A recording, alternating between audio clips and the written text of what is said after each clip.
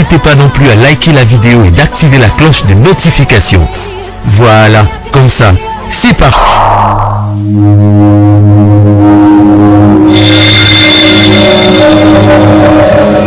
La voix du peuple, oh, la voix du peuple, oh, si tu es bien, oh.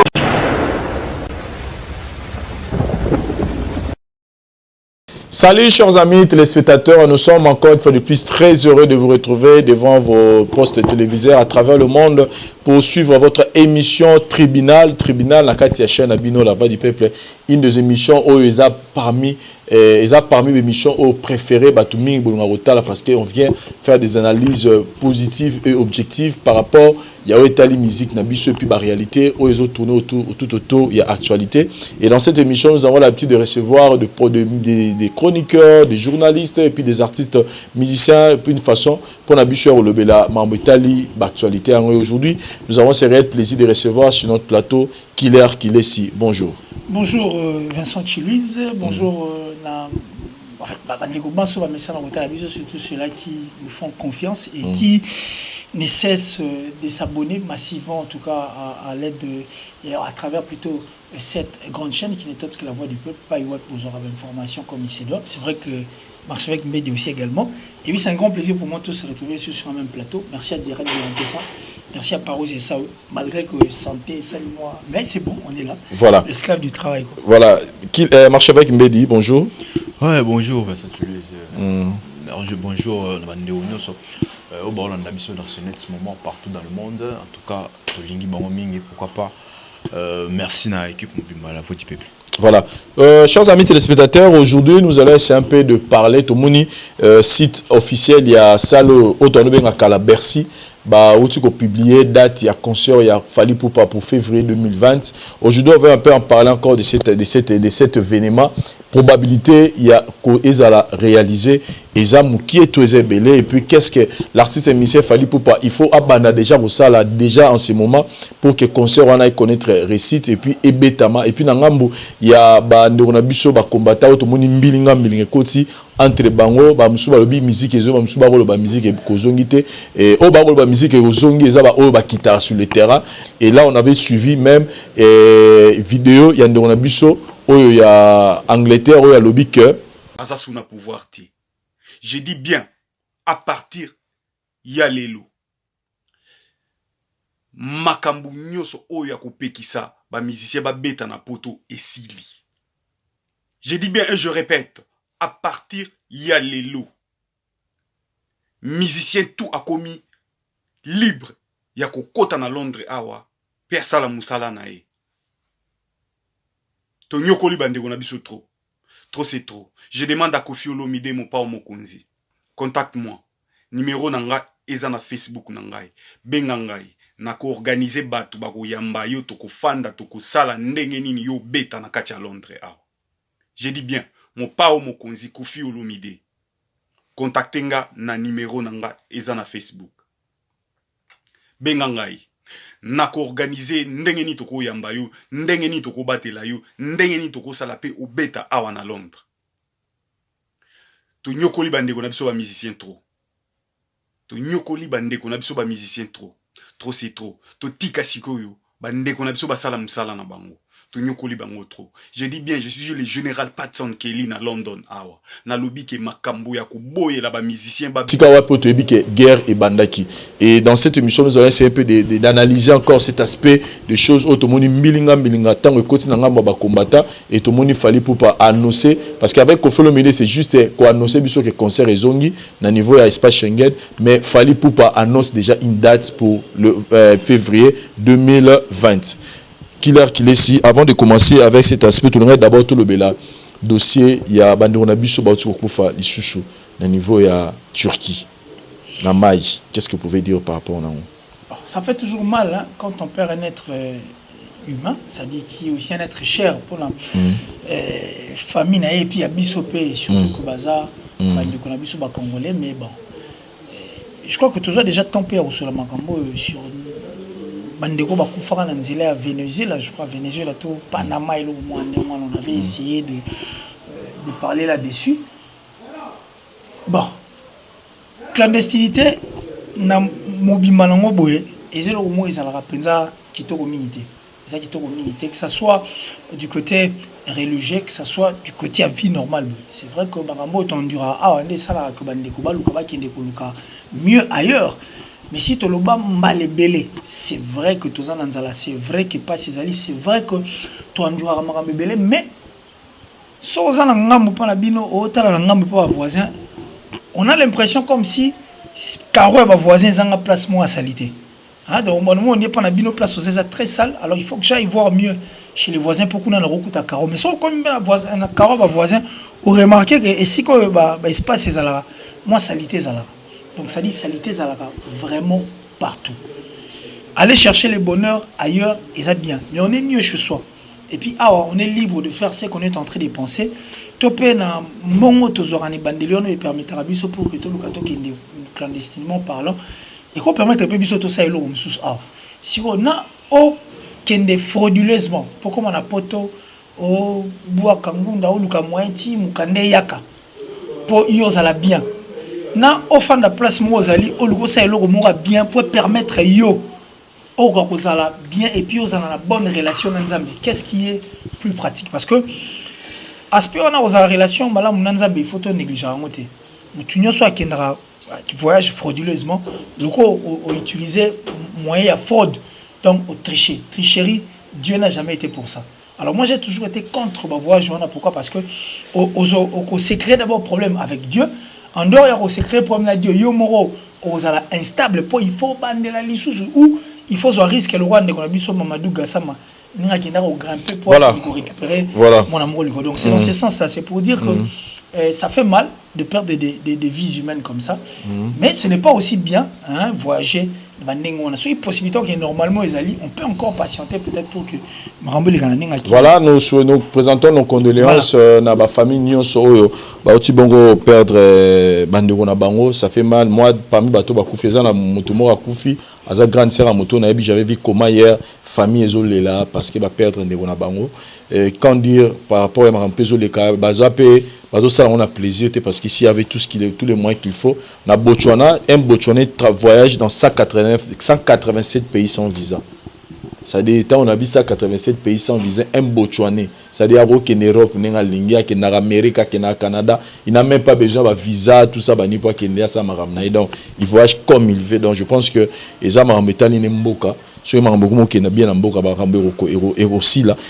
Qu'il a marché avec Mbedi vidéo je sais pas so to bien en top to flop to zo mona siko to zo mona mutumoro azo senga bilo kwa ulia et bazala ba traîner oisé mais tout le monde bazo wakize balubi que ça Félix oisé quoi tout pour se moquer de lui. Qu'est-ce que vous pouvez dire par rapport à Babilo Rabo tout le monde ba congolais ils sont toujours là pour des bêtises pour des futilités pour des banalités alors qu'ils peuvent faire des choses mieux que au bazo de l'acception d'internet juste là pour nous sarana na kombo ya mutu toute personnalité mutu. Bon, merci beaucoup, Vincent Chuluis. Omoni elomo biso tolobaka. To beta le ba to pesa c'est moko balobaka. Ba congolais soki akebisika moko boye peut-être ba kati lito imoko obombela muninga nege na sala yelo boye ba katenga lito imoko.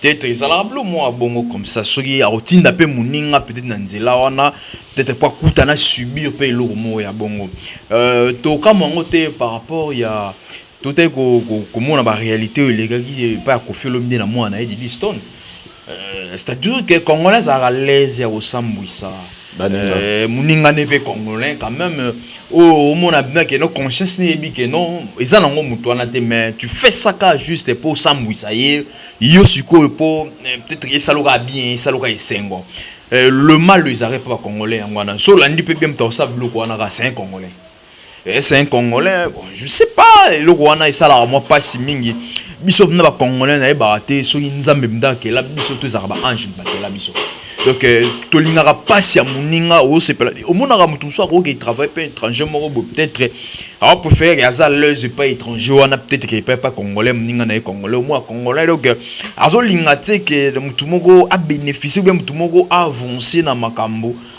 peut-être n'engé avancer congolais lingara échec congolais éviter ça fait mal éviter Félix Oisé quoi pena na niveau Félix Oisé quoi na éviter soit Rosanga ba million mais Félix Oisé Rosanga lo oliate Donc ils ont banalité à Bouzoba. Voilà, ils ont banalité à Bouzoba. Parlons maintenant du prophète et pasteur Mukuna. Premier aspect, je pense qu'il y a une image là-haut, nous voyons il est en train de très fâché contre un monsieur là, au moins ils ont la maîtrise de dossier. C'est quoi en fait dossier on est pour la monnaie, publier la page, tout ça, prophète, pasteur Mukuna, tout ça, c'est le secrétaire de son équipe de Renaissance. Il y a la Renaissance du Congo. Je crois que Zagui avait avant match, il y a rencontre avant ta demi-finale contre le FC Lupopo, Saint-Éloi Lupopo. C'est-à-dire secrétaire Nabango, il a été corrompu une équipe adverse. Il faisait $1000, il fallait remettre une partie d'argent et pas joueur, un défenseur. Alors le défenseur n'était pas content de exposer secrétaire Nabango, et c'est qui a fait que retrouver la main dans. Donc ça et le retour il y a obimisa pasteur Mukuna moto parce que Moutou ba corrompre, c'est normal que attaquer surtout les équipes. Il a attaqué surtout les équipes. Mais ce qu'on biso tant total on a tala ngom panzi na ngam. Te na lobi na nga biso to la na point de vue na lobi ka. On a tala ngom panzi na ngam mobu. Mpanzi on a tala ngo, c'est pourquoi j'ai toujours dit que le monde le monde du football ils ont la propriété pour que les chrétiens viennent. Parce que déjà au départ monsieur on a sali mabé, le pasteur est très furieux et là c'est à canon azolo banenga aussi la ro gifle pe aro finga pe aro tomboka so de là aro sala pe le mot état monsieur c'est plaisir benzambité.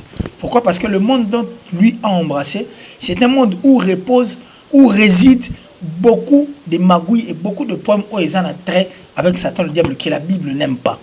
Donc dans le monde d'abord les corruptions ali, dans le monde d'abord les comment dirais-je adversités ali, dans le monde d'abord les rivalités, dans le monde d'abord ça dit haine ali, dans le monde d'abord donc ça dit dans le monde du football parce que là c'est maintenant la haine qui est en train de vivre entre Bangonio Soa. Donc ça dit Moutoumsou peut se maîtriser à ta bêtise, on peut se me attaquer au-delà de ça. Donc c'est pour dire que le football c'est bien bon mais approprié pour la Batunango.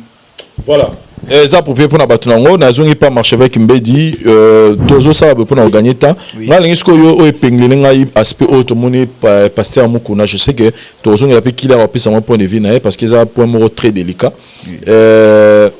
Automone pasteur Mukuna en pleine kilt. Oui, domaine privé, chef de l'État, les autres agriculteurs, pour bambouiller et péter. Et ça, boy. Et ça, les défense. Défense, c'est sauter à l'armée.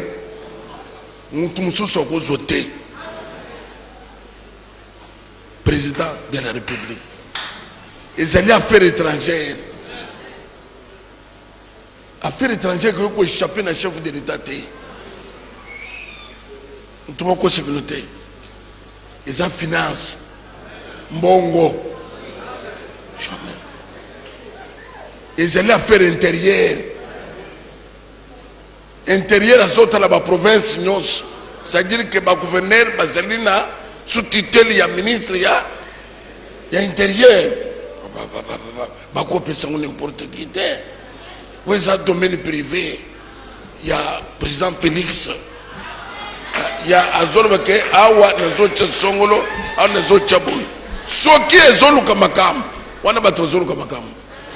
Ça, c'est chercher problème là où il n'y en a pas. Ça, c'est chercher le problème là où il n'y en a pas. Non, il n'y a pas deux poids, deux mesures. Puisque on attend, on dit Makango. Mais pourquoi on ne me dit pas?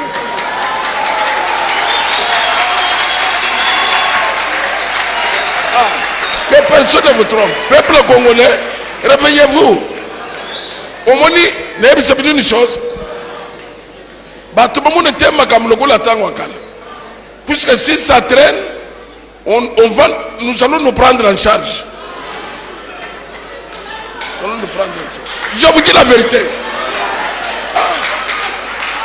Beaucoup nous amènent. Il faut qu'on avance, il faut qu'on progresse. Donc, tu as que classe politique à tout moment, et ça n'a qu'à jouer rôle, il y a qu'à faire souffrir le peuple. pour faire traîner des choses comme si Moukileza y a bango, comme si Moukileza y a une classe de gens, un groupe des individus, quelque part, Bangonde va décider sur le Congo, comme si nous sommes décidés.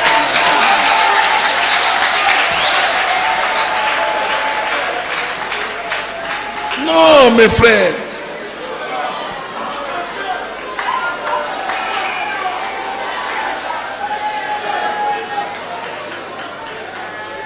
Est-ce que Togolo va mener à bien? Tozo Tala. Tozo Tala. Tozo compter minutes. Tozo compter ngong. Parfois, Bakokam. Pour bayeba que Mboke la carmete. Bazomone Zoserman na Soudan. C'est lui qui se voyait le tout-puissant. Et lui, Zana Boloko. Et peuple la Sénégal n'a pas mené. L'herbe sont très bien. La situation fait que est ennemie. Nous voulons que ça puisse avancer. Dieu ne nous a pas fait des leaders comme ça en ayant pour rien. Quand Capoto met la café, non.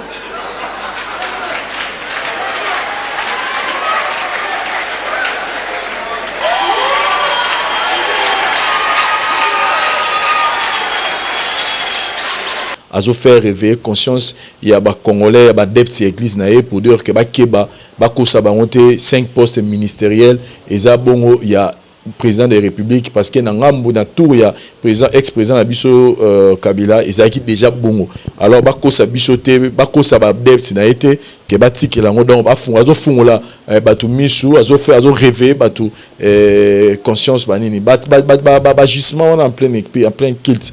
Toi, réaction bon en plein kit. Comment vous jugez ça? Bon, idée est bien. Hein? Oh, il y a avec Mukuna, idée est bien, c'est bon. Quand même, pour tout ça, basé sur l'église des réveils, hein, l'église des réveils, nous savons comment on a les sabbats de Pongi. Et bon, on a comment on a les sabbats de Pongi. Mais au réveil. Oui, comme ça, au réveil, on a battu, ils sont dans la commune, on a réveil, voilà. C'est bien bon, ils ont bien et l'eau parce que na comme au monde ceux qui batiki en ils ont la président na biso ba otine dans la prison quoi. Ah, on travaille azap na libre na teke ya travailler. C'est bien avec Mukuna ndenge akenango ils ont kende bien. Mais on a beaucoup plus na omi tout na rane est-ce que avec Mukuna clair tout ça clair to na gene avec Mukuna na FCC pe na do wala na aleb na mutakote kuna.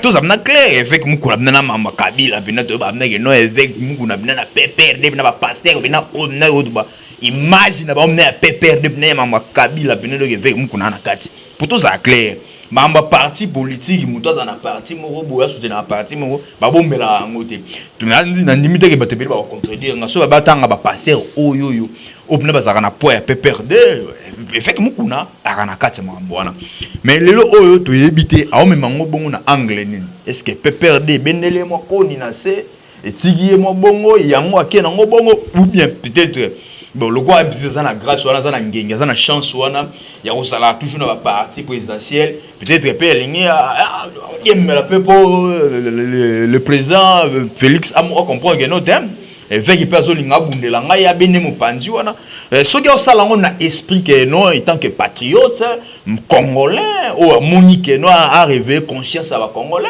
et ko sala bien makasi meto boya que non lelo ba lobi lo boye lobi kuno lobi lo mususu hein ça le roi national tchala mwana wa za ne abia za ne kabiliste o ba nesu ba yebi lo ngane na wolo ba yamwa Killer réaction na yo. Bon, de toute façon, je serais un peu plus brut parce que personnellement, là où partant pour qu'il y ait un rapport entre la politique et les églises. D'ailleurs, apparemment, bah, choix ne se passait beaucoup on a convaincu dans notre choix aux la président football, choix aux la côte à politique. Choix tout cas il y a pasteur Moukoulaté parce que lui comme ça, je crois qu'il faut en rappeler le Sungaï pour comprendre Ngaï. Et ça date depuis que je l'ai connu. C'est vrai, j'étais encore petit, mais on se connaît comme ça. Mais c'est un sous-exercice belé. On a rappelé pour comprendre. Donc ça dit, je n'ai rien contre lui. Mais je suis en train de dire des choses où ils ont vrai, où ils ont tiré la Bible. Parce que la Bible, même Jésus-Christ, moi, c'est une personne très droite. Tant que moi, c'est tout droit, pas de siècle. Tout le monde, il est sérieux. Tout fout à rempart ou pas. À tout le monde, même bon, ils ont le César. Ah bon, donner à César ce qui est à César et à Dieu ce qui est à Dieu. C'était un message non seulement pour Jésus-Christ, mais aussi pour les bateaux, les chrétiens, pour les chrétiens, comme la politique. Parce que la politique, peu importe ce que tu peux faire, mais si tu as un signal qui est occasionné, automatiquement, il peut porter charge ou un fardeau. Donc, moi j'ai toujours été contre que les personnes appelées hommes des dieux, basala la politique. Moi, tu as posé une question qui est simple et puis tu nous as demandé de suivre les images. On a suivi une image où le pasteur est en train de parler. Actuellement, il faut pas faire la mise sous 5 ministères. Ils sont au fond de l'eau. Parce qu'avant, il était aussi dans mon cas, où le président Kabila était encore en train de régner. Quand il donne un message positif, pourquoi nous avons besoin de ce qu'on a Makambo ici les caca? Mais il y a autre limite. Bon, dis-moi qui tu fréquentes et je te dirai qui tu es à répondre à C'est pourquoi moi, même les Américains, espérer quoi aspirer qu'aux un jour, soit pour un homme politique, ça va fort, il y a une photo sur qui un ancien président ici le cas déjà il y a qui a sous la plage photo là comme président c'est-à-dire il faut toujours faire des choses bonnes. Pourtant le moins de tu na promené aussi il n'avait pas peut-être commis une erreur avant de l'olikambo le but on a à cœur. Pourquoi? Parce que à pessibiso makanisi il y a au fond la mise. Mais ce que tu as la mise na ndengeni pendant que avant ba ministère on yango pesa avant tu font la mise il nous a pas demandé de le faire et aujourd'hui il demande de le faire. C'est ce qui va même pousser et a posé question, il demande de le faire pour quelle raison? Parce qu'il y a eu quoi? Parce que il y a quoi? Au moins la question qu'on est en train de se poser dans ce sens, c'est pourquoi il faut toujours faire un effort et on sait la pour la yomo. Pourquoi tu aimes toujours faire tes choses bien? Pour éviter que lobby héros chance et sourire autrement. Baro zongi so ba image akabala qui que non la place on nous allait so zaï malam ça passe ça peut encore aller c'est dans ce sens. Donc on n'est pas contre mais du moins on n'est pas partant na ba makamso tozomona ah ko ça la blog mo ndire na moi hypocrisie on dirait moi on dirait mo alinga se racheter. Si on fait ça le plus grand problème et c'est le plus grand danger au monde. Mais moi ce que je retiens de positif dans ça c'est que au moins aujourd'hui on retrouve dans une église de l'Obama l'église des réveils comme et il quoi endormir peuple congolais au lieu à relaxer bango ba réalité on besoin de kanamboka on enseigne des choses on prend tout leur temps mais quand on voit aujourd'hui des prédications qui tournent maintenant autour il y a ma réalité à Mboka où on est en train de réveiller le peuple congolais. Moi je retiens plus cet aspect mais l'autre aspect on est à point de vue je retiens plus cet aspect positif. Parce que donc ça dit réveil bon ça là tout l'élo ils ont adage moi le bara jeunesse manque d'expérience, vieillesse manque de force. Ça dit pendant que nous étions jeunes on a manqué l'expérience rouiller tout ce que nous avions pu avoir na cerveau na biso faiblir biso et aujourd'hui la vieillesse n'a plus de force. Ils veulent maintenant que nous fassions quoi? Voilà, il s'appelle Killer Kilesi, il donne son point de vue par rapport à dossier. En revenant maintenant, marche avec Mehdi sur l'aspect concert Fally Poupa na Bercy. Je pense que Fally là, il était à cogner Olympia, plein à craquer, il a cogné Zénith, rien à dire. Et Lelo Fally Poupa lance déjà concert na niveau à Bercy pendant que tout le monde a mbutu et ça nous entre combattants bamsou balobi concert robeta bamsou bi concert et robeta te. Mais revenons d'abord sur cet aspect. D'abord il y a concert mais il y a mbutu entre combattants. Là on voit notre frère il y a Angleterre et si vous avez dit makambo bandaki là il est tenté de nous dire que concert ils ont un niveau il y a Angleterre, il appelle même Kofi Olomide solo là, concert raison, alors que on se souvient que cette personne-là a incité même héritier, un jour mort a touché même maman à Botier, mais on le voit aujourd'hui soutenir les retours, il y a concert à niveau il y a espace Schengen et de l'autre côté tout le monde a droit à Ramsès to yebi bango ba kitara sur le terrain parce que ba bokechu ba bazara on a pour finga donc là to yebi bango bazara pour mais bato ba kitara na terrain on voit ba sangani suna Kofi Olomide par rapport à Olobake il y a personne qui aime le Congo plus que Moninga biso tout aux amour à Congo et Kofi a annoncé concert mo qui robeta mais osala d'une manière caritative par rapport à moi polémique on les entre ba combattants où on voit bokechu de l'autre côté le bic concert aux en 2085 réaction na Zani na mbutu wana non ils entre bango na bomba combattant. Merci beaucoup. Omoni d'abord so tali fali pour na ba salle o abeta na poto tche ba Zénith no le Olympia Bercy za muni de koleka ba salle wana nyonso et lelo o so to bito comprendre fali pour lelo eza momasiko o akoki kobeta Bercy.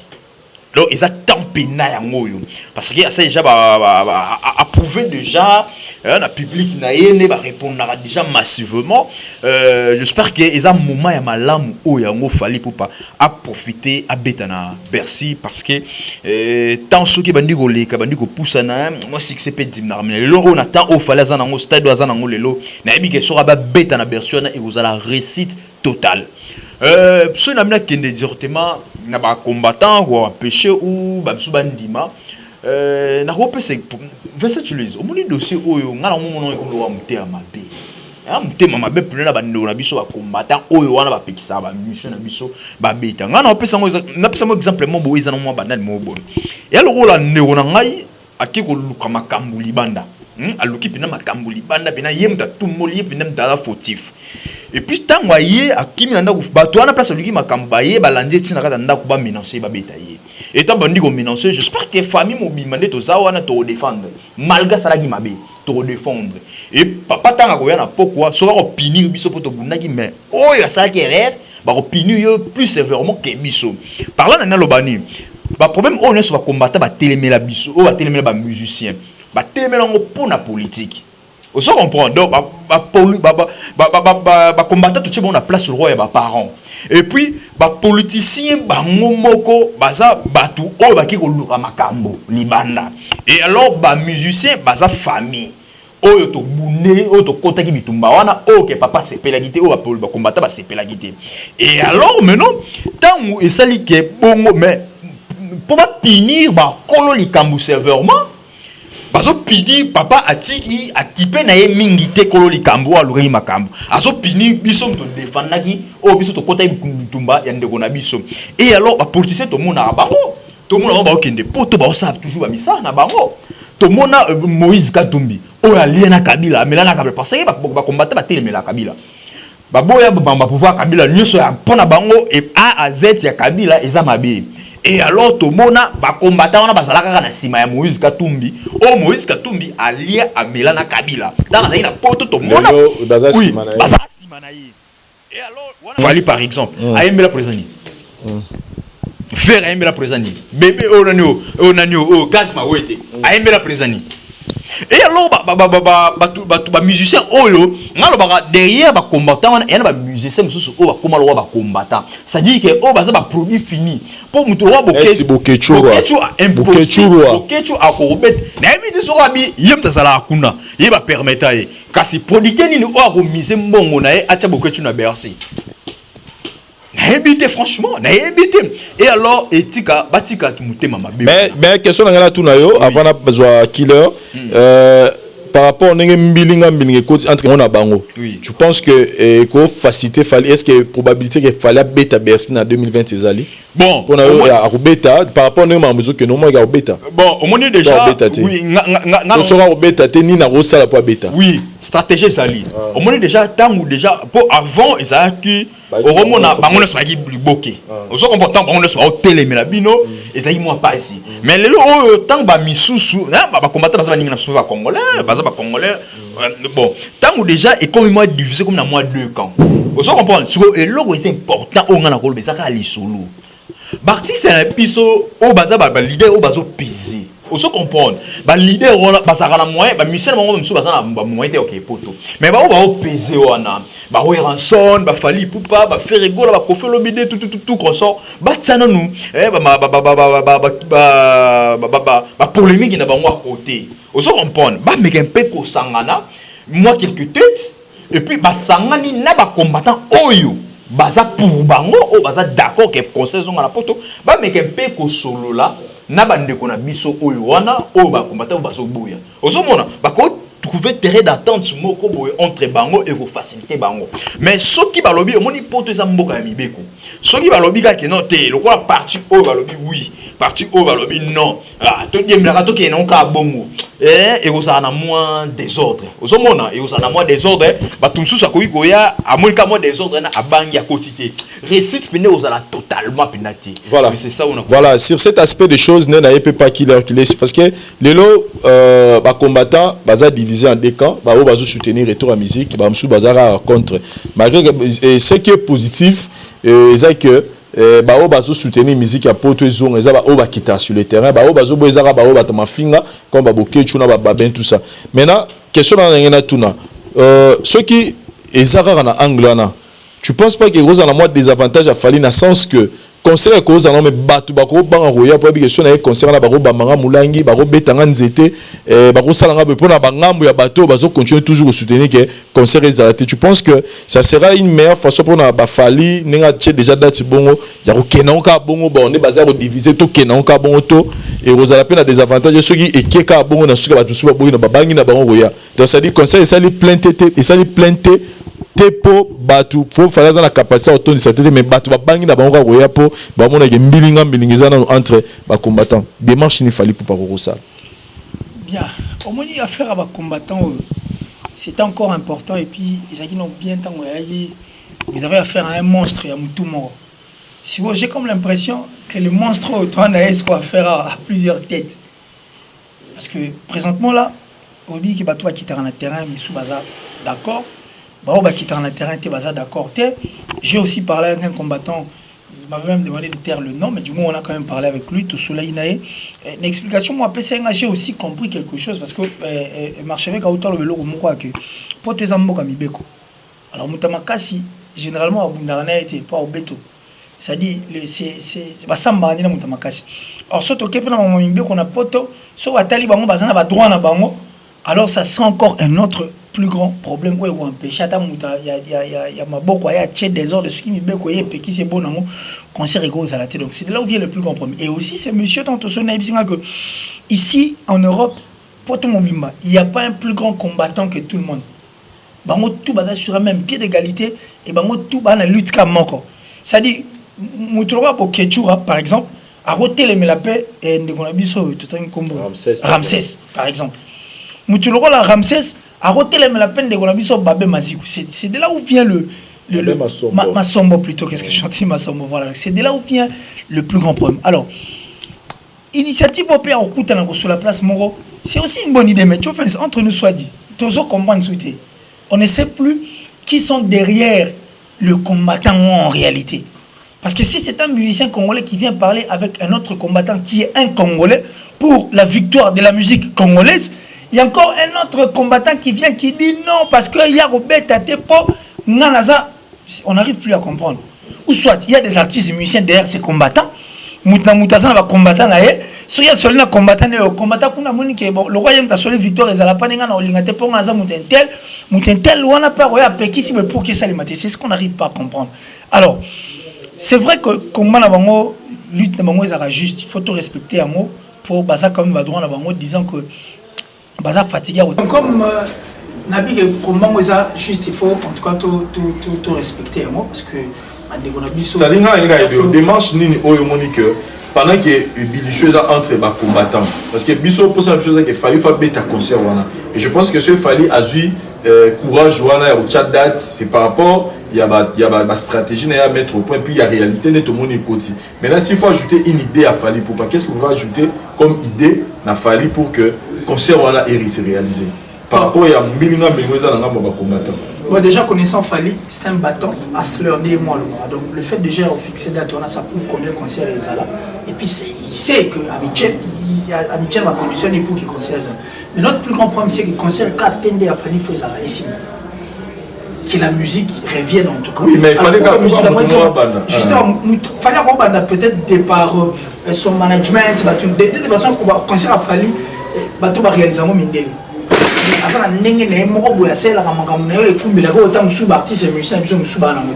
Et puis il fallait quand il est sur le podium, il va organiser la année, vraiment très très différent. Donc ça dit le bureau de Fali, est très différent. C'est pourquoi je suis en train de dire, comme concert, il fallait la possibilité à Oubetama et qui est ici, nous ne voulons pas que ce soit seulement le concert de Fali Poupa, mais que ce soit aussi le concert de tous les artistes et musiciens congolais. Alors, que les artistes musiciens essayent de revenir encore autour d'une table. Sur le bataille, qu'est-ce qu'il faudra faire pour affronter enfin ces monstres à plusieurs têtes? Parce que voilà. monstres, comme il y a un voilà. Marche avec Mbedi, je pense que surtout le musicien ne se bat sans mana, ça sera un peu difficile parce que nous avons a tendance à produire la relation. Mais au moins nous savons que nous avons des artistes musiciens congolais au bas pesé. Sur le plan international, il y a Kofi et Fali Poupa, voilà Moutarobo et Mwazate.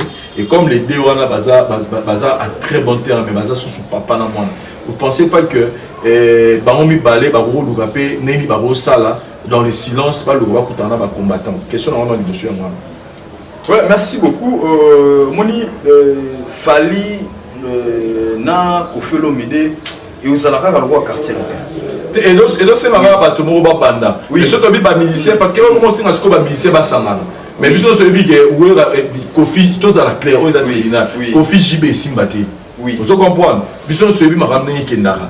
Et ça pour autant d'autant à faire Kofi et Simbate. Si comme déjà tu as d'avoir des difficultés mais au moins tu as dit que Kofi n'a fallu parce que ce qu'on va réussir, ils apprennent à bien être un musicien nyonso. Parce que dommage ils apprennent à être refali na Kofi va bien être. Il y a un moment va quartier la tente. Tout ça par rapport à la relation parce qu'il y a un moment où que Kofi n'a fallu bazaki dans fois. Mais les relations sont tellement kitoko. C'est par là dans Zoloba. Par là on va ajouter peu le mot comme ba combattre parce que demi que combat banana na Belgique, banana en Angleterre. Quand on va combattre en Angleterre, on va passer accès à l'objet boya pour bêta en Angleterre. Vous ne pensez pas que le premier concert il y a d'une manière caritative parce que il faut que le concert gros on va bon il faut qu'ils appellent à moi cause ils appellent que non peut-être le concert de bêta tout cas il s'appelle boba en boka. Vous ne pensez pas que comme concert il y a bébé là en Angleterre au final il fallait organiser un concert au niveau de l'Angleterre pour que Mongwana ils appellent peut-être il y a au Sunga les Congolais bazana mboka et après fallait peut jouer son Bercy dans le mois de février 2020. Bon, si tu le dis, ça n'a bien idée au lobby, ça bien Angleterre, mais ça n'a bien Londres, ça bien. Mais tu es bien monsieur qui n'a pas sur place et tourne. Mais l'Angleterre avait tourné. Oui, mais il tourne. Belgique, France, Angleterre. Oui, pas plus que Paris, pas plus que la France. En tout cas, mais on est souhait gros à la carte, non? Ils ont un pays moroté, non. C'est-à-dire que les combattants en Angleterre, ce sont des Congolais. On a vu sur les Congolais. Au pays de la France, on a vu sur les Congolais. En Belgique, on a vu sur les Congolais. C'est-à-dire que le col en Angleterre va quitter le thème. Ni les années qui vont quitter le thème. C'est possible. On va en France, on va en Belgique, on va quitter le thème. Ça va tout raisonner, c'est ça quoi. On est il y a deux missions lobby. On dit qu'il y a une mission de la poto, la poto va foutre de transport, peut-être va foutre d'avion, peut-être va qu'il déplace, peut-être va en région de Cabani, comme ça. On va JDT mon point tout bazar fait pour nous. C'est comme si on dirait ça la mission sur la poto va CP là. On la mission on dirait on va fonctionner vraiment soutien. On dirait va CP là la décision nous les mettre on va rater. Déjà peut-être on va perdre déjà comment on s'appelle le quoi là mais on va ne so bazar pour na poto en tout cas vous avez une idée moi bien basanga na peine on va place on c'est bien basanga et donc so basalima bloc on va sololi vas-y je dis et l'équipe du solo ati voilà et donc l'équipe du solo ati marche killer qui ici na zone pas na yo quand dit tu veux un concert caritatif organisé par Fali et Kofi Olomide sur un même podium tout le monde a Kofi Olomide a toujours répété la scène sur quartier latin mais cette fois-ci ça a fallu pour pas et Kofi Olomide sur un même podium concert caritatif dans Angleterre pour nous suma bandego bazakuna avant Fali pour pas à Beta Bercy qu'est-ce que quand dites-vous non l'idée elle est bonne déjà bon je crois que c'est déjà du vu Kofi Olomide et Fali pour pas sur un même podium oui mais du moins plus que les caritatifs le monde est impressionné et si je suis moins c'est on est très content et surtout les apports on a aider et puis on devrait aider peut-être que vous ça peut sur moi vendre donc on est vraiment pour na stade de combien comme le voilà tout moi sous belle ça moi c'est la question tout n'est mon fait madame ça dit conseil ni toi et voilà nous sommes chama tito chaka parce qu'on n'a pas le choix le plus grand problème pour nous ici c'est qui est la reprise des concerts et à moins des problèmes nous les hommes on a mis qu'il musicien normalement on laisse les manières de négocier sur le téléphone dire la téléphone je suis menacé en tout cas presque chaque jour on va confier le vidéo on doit bien yo c'est la concert la photo qui zengi nyama et en fait c'est pas même insulter ma mère un combattant vraiment fini et puis la musique au tu vas 2800 je sais pas sur 2800 donc ça dit quelque chose où ça les raté Et pourtant, c'est un Congolais. Il oublie que n'importe où place aller, on a appelé la poste à Kinshasa, ça s'appelle la négo. Attends, à qui la côte à Bandou? À côte à Bandou. Et bien, on compte à nous les bandégonnés, qui ça, nous sommes ça avec la présidence. Voilà, ça devient une affaire, et comme affaire moko individuelle, c'est pourquoi nous on s'est dit qu'il est temps de relancer culture na biso.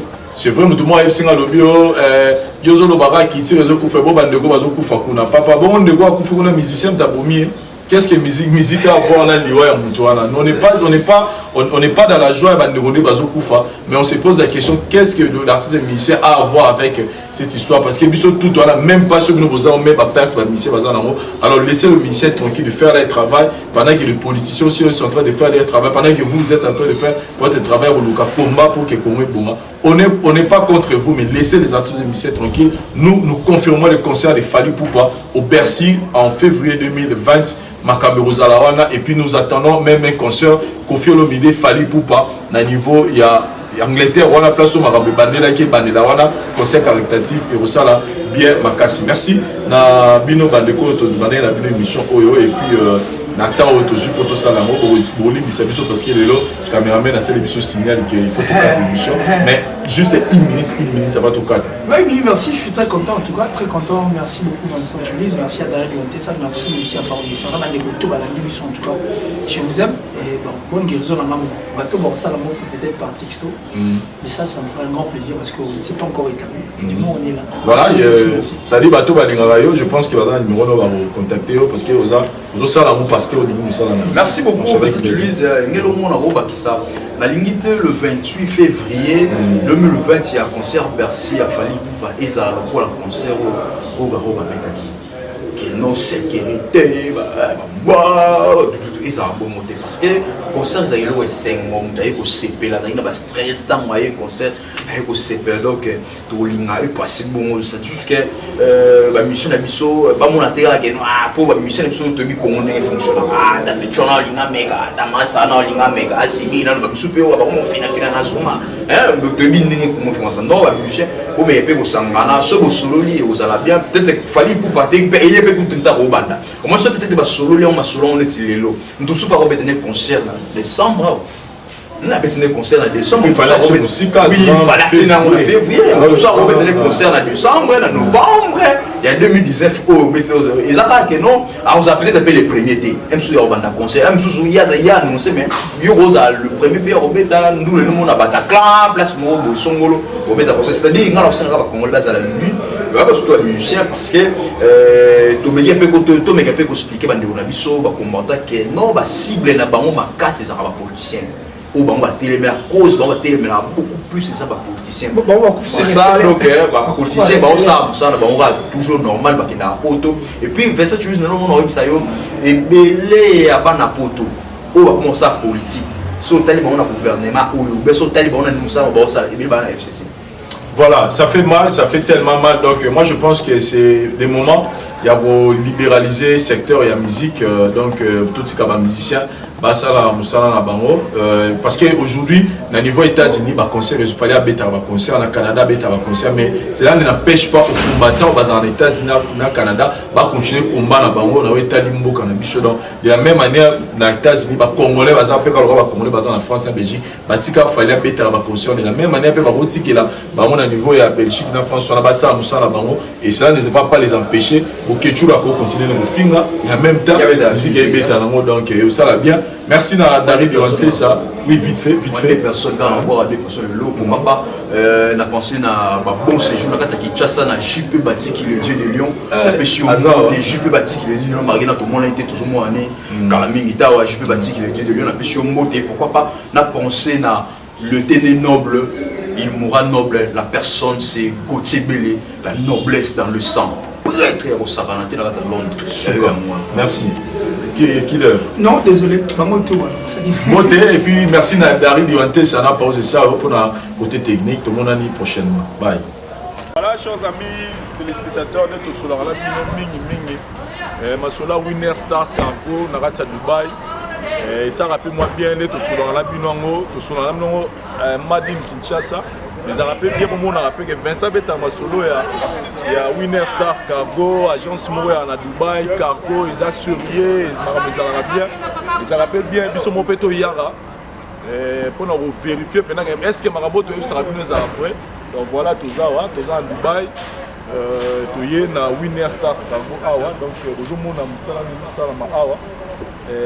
Donc bazo tchabilo on a conteneur dans un côté 45 jours après on a Kinshasa donc bino vous en a Poto vous en Afrique vous en partout même na Kin vous en a posa au Somabilo on a niveau Dubaï adresse César Moko donc contactez Winner Star Cargo je pense que contact na mon touché na sawa eza ya Kinshasa ou ya Dubaï touché libino donc oh Mutuka, oh tout ce que vous voulez acheter à Dubaï et à Kinshasa dans de meilleures conditions. Bref, année à mon on a bien Vincent P. Azana Bilo, on n'est pas Sombagi et Kota déjà. Comme le gros Vincent, on est rassuré pour rassurer que Mamoro dans le Dubaï, Naï peut au Sombagilo on a Dubaï et Bilo on a fait côté déjà la Katina. Et nous avons invité Binopé donc Boya partout dans le monde. Amérique, Asie, Afrique, partout en Europe. Donc, on a business, on a Mituka, on a Kenkeleri, tout ce que vous voulez, la batterie. Donc, l'adresse, la Dubaï, Zara, Winner Star Cargo. L'adresse est en place déjà. Donc, voilà. Merci.